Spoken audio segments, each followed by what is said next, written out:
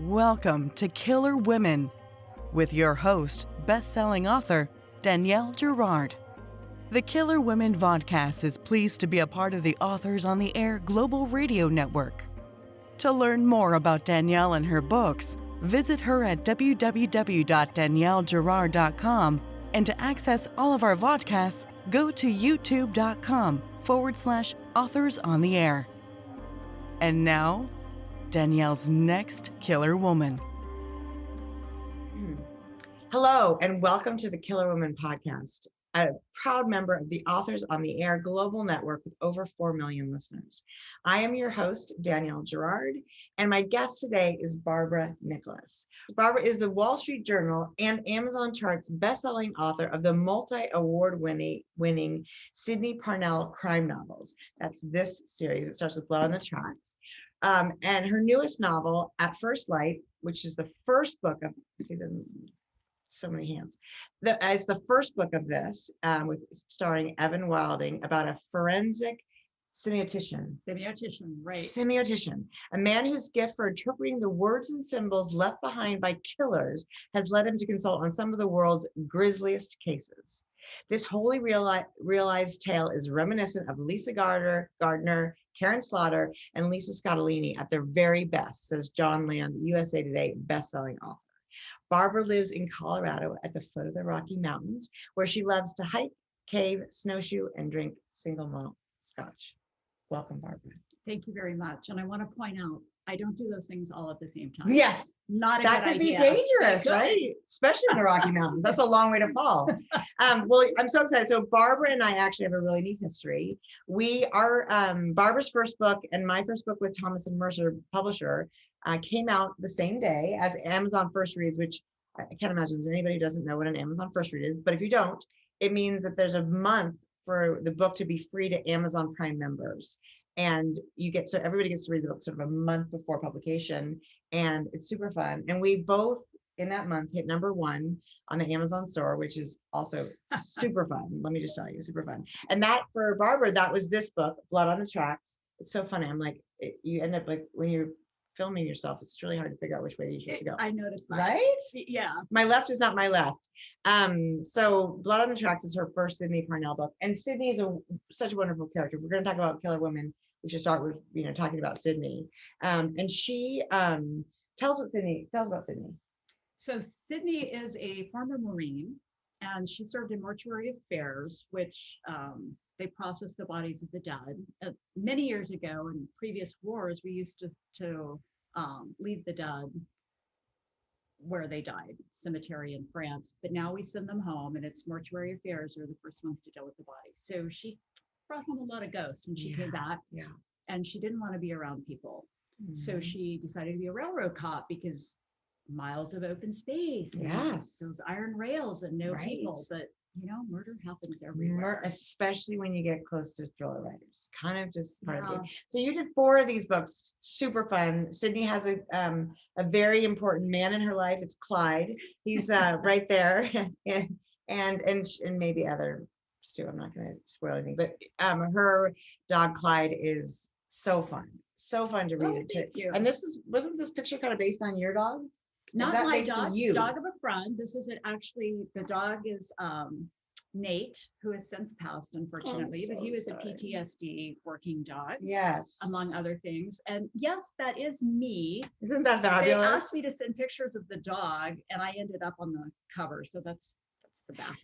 I'm sorry, but that is the first time I've heard that story. No author I know, except for Barack Obama, but we're not that close, has ended up on the cover of their own book.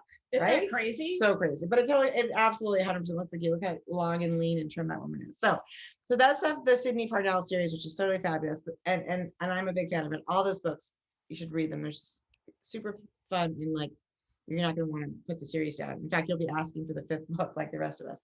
But then you started with At First Light is the first book in the Evan Wilding series. And actually you introduced Evan in the last book of this series. Yeah, that's right. He was Gone to Darkness. Gone to Darkness. So tell us about Evan, because Evan is, well, aside from being a semiotician, there's a lot of interesting things about Evan. The crazy thing about Evan is I went to a writer's boot camp. It wasn't called a boot camp, but trust me, it really was. Yeah. I mean, they had us writing so much that we weren't getting any sleep. Oh my It gosh. was just constant. It was crazy. And that was it a good experience?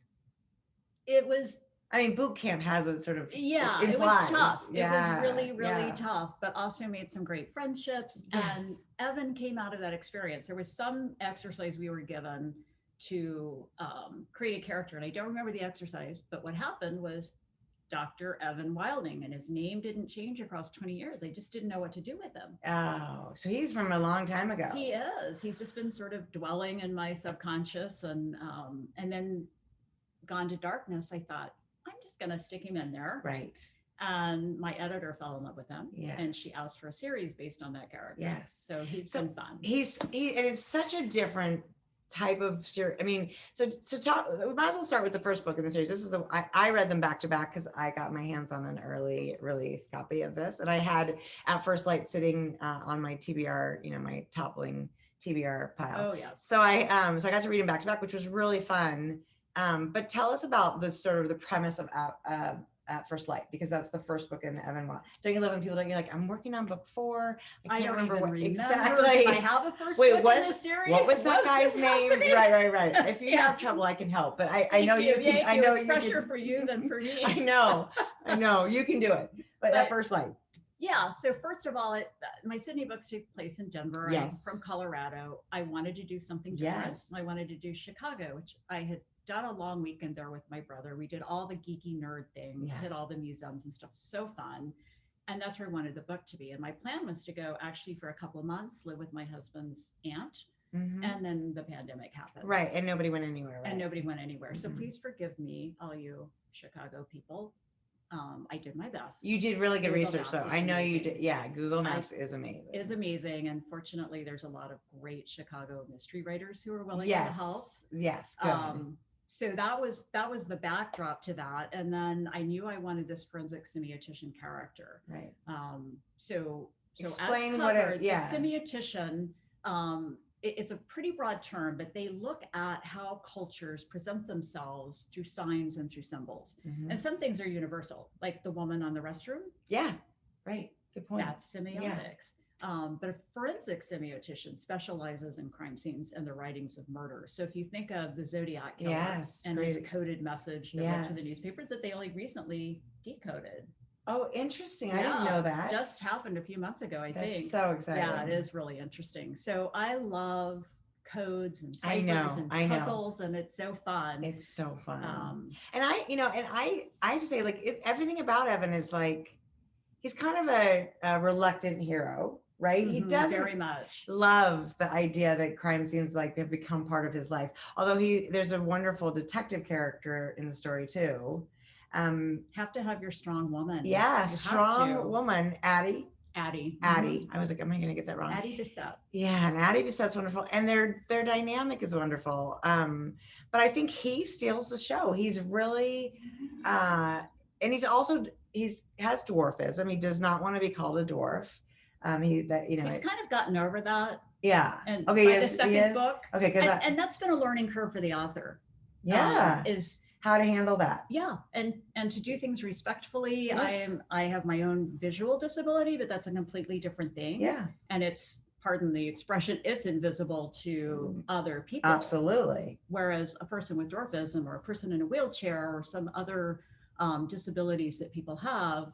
It's like the first thing people see. It is. Yeah. And Evan talks about that, like, this is the first thing he sees, and he's self-deprecating. So there's I think, because that's how people combat sort of the looks of what everybody looks, the first look they get is like, it looks like pity. And it's like, what a shitty, excuse my French, way to be treated, so I think the way that Evan handles it is the way I think a lot of people with disabilities handle it.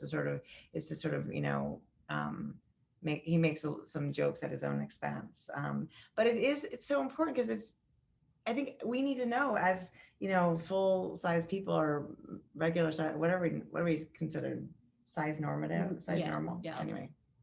Average. Yes. Average. And not normal. See, that's another tricky thing. Stuff that we're navigating. And the good thing is when it's coming from the right place. Yes. You know, we're trying to do the right thing. We're trying to get educated. Absolutely. And this is such a pivot point in our culture right Yes. now, where we're becoming aware of the lives of other people and how different they are right. and how wonderful, the wonderful depth and diversity that they bring. In the world, yeah. And how to treat them with respect and ask them how they want, how do they want to be referred to? Because actually, the interesting thing about it, of course, is just so true of disabilities in general, is that I have not had an interview yet where I've talked about whether or not the character is full, is like a average sized human, right? Because it's the assumption. Right. The assumption is we're talking about somebody who's probably between 5 and 6 feet tall, right? And Evan is like 4'5", right? Which is actually not that much shorter than me, but it's but you're a towering presence. That's right. I make up for it with my big mouth. but it is. I love the way you do it. And did you talk to somebody who has dwarfism? So I reached out to Little People of America. I did not hear back from them. Okay, dwarfism is actually a very rare condition. Okay. My publisher did hire a sensitivity reader. Good. I read a lot of memoirs by people with dwarfism. Yes. I dialed into the disability community. Yes. It's been lovely. Yes. It's been so eye-opening. Yes. So that's where I'm coming from. Yeah. And actually, I think that's really all we can. I think that's all I'm surprised you didn't hear back from that group, because it seems to me that if you're coming to it as this is my protagonist, this is my good, I'm not going to do like the thing where we throw in the one person with disabilities, the bad guy. Yeah. Oh, golly. That, right? Which is, think about all the Disney bad guys who are like, have an accent. Phantom of the Opera. Exactly. Right? They're disfigured in some way. And that's how we signal that this person is not a good person. Yeah. Which is, right. So wrong. So wrong. So I think that's amazing. I'm so glad you did it. Evan has a full size, like a tall brother, right? A full size brother. He does. And that's a fun dynamic. We have yet to meet his brother, River. Yeah.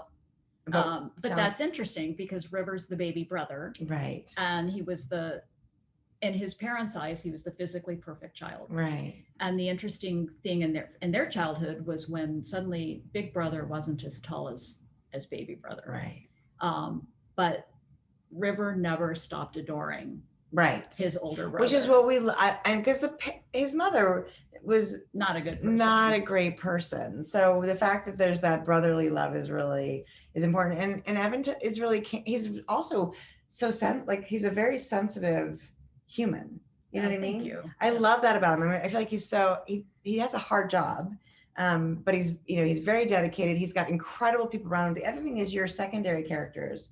The woman that works in his Diana. Yeah, Diana. She's his postdoc. And then Addie's the male detective that is with Addie. Patrick. Yeah, it's your world is always really full of like great, nuanced humans. Well, thank you so much. We all hear those voices in our head. Yeah. And with secondary characters, it really gives you a chance to be a little eccentric, yes. to make them a little bit over the top. Yes. And it's a blast. It's a blast. And the way, the sort of banter between characters as well, Diana and Evan and Addie and Patrick. And then of course, Addie and Evan is super fun as well. So tell us, so he was born, this is just an exercise, and was he a semiotician when he was born in your mind? I knew that he had something to do with words and codes and deciphering. Mm-hmm. I had not heard the term. I was going to say, yeah, and exactly. I think it's not new. Technically, it goes back to before Edgar Allan Poe. Oh, wow. And he played with semiotics. The concept of forensic semiotician is pretty new.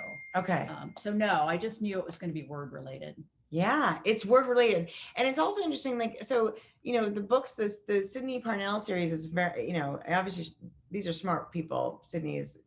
But that was a much more sort of physical, her job. Marine, yes. And Evan is such a cerebral character, and yet there's so many fun action moments in these books. It's not all, it seems like it could be a moment of really sitting around and, trying to understand things, but that is not at all how it goes, which makes it so fun. And everything about Evan's world, from going to the crime scenes to his experiences in his office, just seems amazing. do you have a place that is Evan's office at the school where it's like a huge library room? So I picture it, like an old, Yeah, that's exactly right. an And old it's library. just, it's completely fictionalized. Yeah. That's, I mean, my home office where I write is like a very miniature version Yes. of that. All the, But yeah, the floor to ceiling bookcases, the wooden stair ladder that rolls oh, around. You know, we all writers, right? you want that. It's so true. I wish my ceilings were a little higher. My ladder would be like 1, 2, you're the Yeah, top. exactly. Mine's a footstool. Yes, exactly. Exactly. Well, he is so fun. And then how about Addie? Did you develop her to sort of come with, to be part of, how did that happen? That's a great question, Danielle, because Danielle, Yeah, no. let's fix that. No, it's fine. We're half asleep. It's noon. It's 1:30. Yeah, and we're still. We should getting say over last night. I was gonna say we should say this is the Saturday of BoucherCon. We've been here for 3 nights or whatever already. We've definitely spent some of those evenings at the bar. This sort of feels like the push to the summit. Exactly. You're So climbing Everest. the fact that you got my name like half right seems like a major win right now. I think. Now I don't even remember the question. I don't either. Oh no, where did Addie come from? How is Addie? Okay. How did Addie come from? No, and that is a great question, Danielle. Thank you, Barbara. That's Bobby. Oh, yeah. Shoot. I was really concerned that she'd be very different from Sydney. And Fair. the Sydney books were my first books. Yeah. I thought, oh my gosh, can I do another series? Can I do other characters? It's scary. It is. So I made her personality quite different from Sydney's in a lot of ways. Yes. But there's certain things that detectives carry in common. Exactly. And what I love in a fictional detective and in a real detective is that compassion. Yes. So they have a very dark sense of humor. Right. It's how they get through the day. Of course, it's how gallows they humor. process, Absolutely. exactly, Absolutely. how they get through it. But underneath that, the best ones really, they're doing it to serve and protect. Oh my God, I know. And I was actually speaking to a police officer who's at the conference, his wife is an author, about that. I think what a hard time to be a police officer. Very. Our society has not figured out what we want our police to do. And so we're putting things on them that they are not trained to handle. And so they're dealing with moral injury, which is what happens when you see something bad you don't necessarily experience, but you see the results of it. Yeah.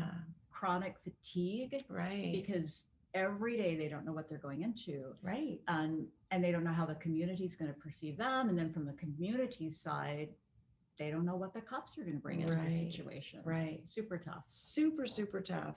And so I think when we write about police officers, I think, and you do this really well, you just give them, they would be people that you'd want to get to know, police or no. And our daughters or our children's generation, they're hard on the police and for good, like they're hard on the police. Obviously, things like George Floyd, and there's real good reasons to be hard on some police officers. Yes. And some systems are not supporting the police as they should be. But I said to, my daughter will say something like, she's just something stupid about cops. And I'm like, you be careful. Those people, like, that is the hardest job. Those people and that you look at some point in your life, like it or not, we're going to need a police officer or something. Right. Right. And that's so important, Danielle, about our younger generation, and they're the ones that are coming of age during this time and what their perceptions are. And it's so good that these bad, tragic events are coming to light. Yes. Yes. But it's creating so much turmoil in our institutions. Right. And of course, we don't publicize nearly as effectively because people don't want to read it as the sort of heroes of the department, right? Like we'll get the sort of, or the moments that go really right. Because even some of these, they're so tragic, and it's, but it's like, these are human beings making human mistakes, and it's like it's like putting in neurosurgeon. It's not like that, but what I mean. It's just like there are moments that just things go really wrong, and there's bad decision making, and there's also just bad luck. Absolutely, and you take any segment of society, you're going to get good people. With the right motives, you're going to get bad people. You're going to get good people who start with the right motives and become jaded and weary of of dealing with And this. those, and and I think now when this officer was saying last night is that people don't want to join the police force. So now we're going to have like an issue with that, right? Mhm. So this is why I think I always appreciate having a police element in a book, and I like domestic suspense, of course, but I think there's something really wonderful about reading about the what they go through every day and appreciating it. Yeah, and I think it's our opportunity as authors Mhm. to show where it can go sideways, Yeah. to show what happens, what it looks like when it's right, Yeah, and give our readers the opportunity to see how it should be right. and carry that into their own communities. Yes. Yeah, exactly. That's so true. And I mean, so Evan, did Evan come out a little bit later? Like was there a little longer break between Sydney and Evan? I'm trying to remember. Yeah, I did not make my deadline on At First Light. Yeah. Yeah. Writing in the pandemic and then. Yeah. So I lost my son in 2020 to epilepsy, and I'm going to get on my soapbox for just a second. Is that okay? Please. So he passed away from something called SUDEP, which is sudden unexplained death in epilepsy. He had nocturnal seizures. He was on medicine. The medicine did not always control those seizures. And so my soapbox is for people with epilepsy, just be aware that that's a thing. Be aware that people are working very hard to understand what's happening and to come up with solutions. Yeah. The biggest thing is to try to control your seizures. Yeah. But medication doesn't work, right? That's really tricky. It is really tricky. Yeah. His next step would have been to add a different medication. And so he and his neurologist had agreed if he had another seizure, he'd add another medicine. And epilepsy is also one of those things that sometimes is considered a disability. Yeah. And Kyle's neurologist again was like, no, he's not an epileptic. He's a person with epilepsy. Oh, that's so interesting. He's not defined by his disease. Right. Yeah. Right. Oh, and and so like that. What's it? What was it like to then like go through this? Like it's the work that is the nightmare of every parent on earth. Right. And you knew he had epilepsy. I have shivers because we talked about it, and there's no words to talk about how hard that had to have been for you. So, and on top of that, like being in your head all the time with your book, was it like a relief to have another world that you could sort of dive into or was it impossible initially it was impossible. Yes, of course. And it was so strange because it was right at the onset of the pandemic. And right. So everybody was retreating. Right. Everybody was starting to deal with this. People were losing loved ones. Yeah, exactly. And I just put it aside for a while. My publisher was great. Yeah, we understand. But Kyle had an incredible work ethic. Mm-hmm. He was a structural engineer. He was building bridges. He put himself through grad school. He'd just gotten this amazing job. His first bridge went up in Oklahoma. Oh. And his work ethic really pushed you. Yeah. I could almost hear him saying, Mom, you need to get back on the I horse. love that. I love that. And you keep him when you're working. I keep a picture of him. Yeah. I think he would absolutely love these books. I just have to imagine. He did. He was always an early reader for me. He'd give me a lot of crap if he didn't think I was doing it right, or if Mom, this is not how people that age talk. And I know, right? It's useful to have young people. Well, that is, I thank you for sharing that, because I think the truth of the matter is, no matter what your job is, if something like that happens, it's like you said, your life is going along like this, and all of a sudden it's like you're, 90 degrees off in a direction you never thought it would go. Right. And it's tough in our society. We don't really know how to deal with that. We don't deal with our dad, which was again the topic with the Sydney books. And really, for those of you who are struggling with somebody who's had a loss, and especially post pandemic, all it is I'm so sorry, and a hug. That's just acknowledge it. It's the elephant in the room. Yes, that's real, and it is hard because we, I think we do wonder, like, do they want to not talk about it because then they're thinking about it? You don't know. Am I bringing it up for them and making them sad again? Right. Yeah. But for a mother, you're never not thinking. You're never not thinking about it. I think that's right. So that's helpful. And I think we can all learn to be better at. We're all trying. I know. And in general, I think we are all trying to just learn how to be better. So I agree. It's so exciting. We're making progress. But and I'm in love with Evan. So I told Barbara I'd like to meet Evan. If you could just bring him by, I would like to have drinks with him. He's so fabulous. So there's another Evan book coming. Yes. There's a third Evan book. Do you have anything? Do you have a title or anything? Yeah, the title is Play of Shadows. I love the book title. I'm going to get cover concepts next week. I'm super excited. Can you tell us about the book? I can do my best. I don't have an elevator pitch for it, but to me, writing is, I love writing, but it's also kind of an excuse to do research. Yes, I know. And what you do, I'm going to interrupt you now, because what you do so well, and I love it, is first of all, there's no question that she's read like 5,000 books to write this book. And yet I get these things and I feel like I should go at it with a highlighter because there's all these things that I am learning, but you do it in a way that's like, I was like, oh, that thing. And then I'm like, but there's more things happening. I got to go. And then I think, oh, that I learned something. Like it's all woven in so beautifully that I'm not like, you've read the books where you're like, whoa, how long are we going to talk about that? Yeah. You're brushing ahead. But I mean, you do the same. Your books are heavily researched. And yes, they are. And I absolutely love, because I love learning something when I read a book. And it's like sugar, spoonful of sugar, right? It makes the medicine go down. And so I do too. Yeah. As long as I'm not being reminded that I'm learning something. Yes. Right. Like while I'm reading, I want to be like, oh, that's so interesting. And then I'm reading like, oh, I learned. Yeah. That's what that's how we want to do it. And that's how Evan is. Okay. So sorry. So Evan's third book, you don't have an elevator pitch, but you're going to tell us a little bit about. I'm going to try. Shadow Play. Play of Shadows. Play of Shadows. So it takes the Cretan myth of King Minos and the Minotaur.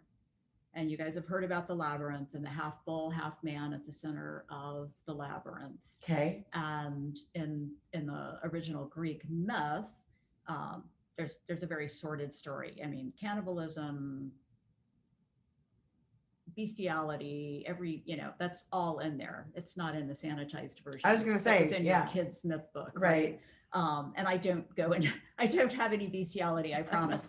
Well, that's good to know. Yeah. Okay. Right. Well, we'll go with that. Thank you. But the whole concept of the labyrinth or the maze is so interesting. And that's really what I wanted to look at. And that's sort of Evan's job, is to enter into that labyrinth with the killer in a metaphorical way and try to figure out, what is he thinking? Why is he doing what he's doing? What is this all about? And so to take that mythos and pull that in has just been so that was that was another thing that I actually sort of written down, is that you include so there was all this in these two books that I've read now, is like we had Viking era runes, we had ancient art, biblical artifacts. Yeah. I mean, so this stuff is so arcane. It's so fabulous that but you're rooting these things in actual, like you said, in actual, myth stories, the Bible. Like that was so cool to be like, well, that's an actual. Like it's so much part of our culture. Yes. It's woven right into it, even to a degree that we don't realize. Right. We refer to it all. I mean, even people who've never been to church, they know. Of course, they know all sorts of biblical reference. Sodom and Gomorrah, and And we love the Vikings. Yes. Right. And the whole Viking Age people. And for me, I have to admit, I am a total nerd. You so are. I am, and I own it. Celebrate it. Absolutely. And I was a medievalist in college. Oh, and so explains so much. Yes, it does, doesn't it? Yes. Yeah, I was part of the Society of Creative Anachronism, where we put on costumes and go. That's so awesome. It was fun, but it was also one of my favorite professors in college. He was Old English was his thing, Middle English with Chaucer. And so again, in my process of grief, I went back to the things that I loved. Yeah. So Beowulf, yes, all those old poems. Yeah. So it's all in there. That's so right. Beowulf, that was, and I read Beowulf. I don't even think I ever read it until my daughter read it in high school. And I read it with her because, she's like, Mom, and I was like, I can't believe I haven't read Beowulf. It's very confusing. It is. Yeah. She thankfully had the book that had it was like one interpretation, and then the second sort of explaining where we are in the story, which was helpful. Yeah, hugely. And now there's been some new books that have come out. So the basic premise of Beowulf is he's this epic warrior, and he's gone to a kingdom to help them defeat Grendel, the monster who's slipping into the mead hall every night and killing someone. Interesting thing is Grendel's mother, and she's a villain in the first book. I think there was a movie Yes. with Angelina Jolie. Yes, there totally was. But now some books are coming out from her perspective. Oh, so she probably wasn't And you know, she was a mother. right. That was her son. Of course. And there was a reason for what he was doing. So that's the fun thing again about crime novels, right? Yes, you get to just Looking at why people are doing what Right. they're doing, and everyeverybody's the hero of their own story, right? That is so true. Yeah. I love that. And I do, yes, of course, in Beowulf. And so these are books I feel like you could, you know, if I would, when I can read them again, it's like the layers just keep kind of coming out. And it's so fun too that the books are, you know, that they're, you know, you really do build on each other. You could read either of these as a standalone, 100%, but it's fun to get to know him at first, you know. That's why we love series, right? Yes, right. Because it just, and I am really, really excited for, you know, Play of Shadows. There's in my actually brain. a play with N. So I'm like, why am I having so much trouble with that? I don't know. That's not a good sign. Maybe I should think about my title. It'll be fabulous. It'll show up on a book, like, you know, on the cover, and then it'll be fabulous. But no, I think it's probably my brain, Barbara. Yeah, we've got Bouchercon brain, Totally, which is really scary. It is it's totally worse scary. than Mad Cow. Oh my God, I hope it doesn't kill us. No, it'll make us stronger. It'll make it stronger. Okay, so this is on sale November 15th, and I think this podcast will air on November 15th. Oh, wonderful. Yes, happy Pub Day. So tell readers, you know, where can they find you on, you know, social media? What's your website? So they can go and research all your books. Sure, that would be lovely. So I'm at www.barbanickless.com. Yes, and Nicholas is Nickles, not like Saint Nicholas. Correct. Nick, or like the golfer. Yes. Oh, right. Without a Nick. Without a Nick. Nicholas. Yeah, without a Nick. Yeah, they had a different name for my husband in college, but we're not going to go. Oh, yeah. Yeah. We know boy brains. We know what that was. Yeah, we know exactly. And social, Barbara Nickless author on Facebook. Yes. And I think everywhere else. I'm working on my social media presence. I know. I'm not really good at that. But the thing about it is that you can find all of Barbara's books in the bookstores and on Amazon, obviously, online. So start wherever, but it's so fun. And I'm really looking forward to the next book. Oh, Danielle, this was so fun. Thank you. So fun. So here we are. You can tell I'm like, oh, Danielle, you are not your peppy self. I just realized am I crashing like right this minute? Like, but I might need be. to sit up. I know, right? Sliding down. So anyway, today, this has been Killer Women Podcast, and my guest today, Barbara Nickless, who is the co-owner of that. What month are we? August 2016? I think we were September, October. Were we? We're not July? losing our minds, honestly. We have no idea, but we have this. Sometime in the past. It was 2016. Okay. We you agree got on the that. year. We had a book, we've had book launches together, and that is super, super fun. It's really fun to be together. I'm really glad to see you. So yes, you too. until next time, this has been Killer Women. Thank you for joining us. Bye.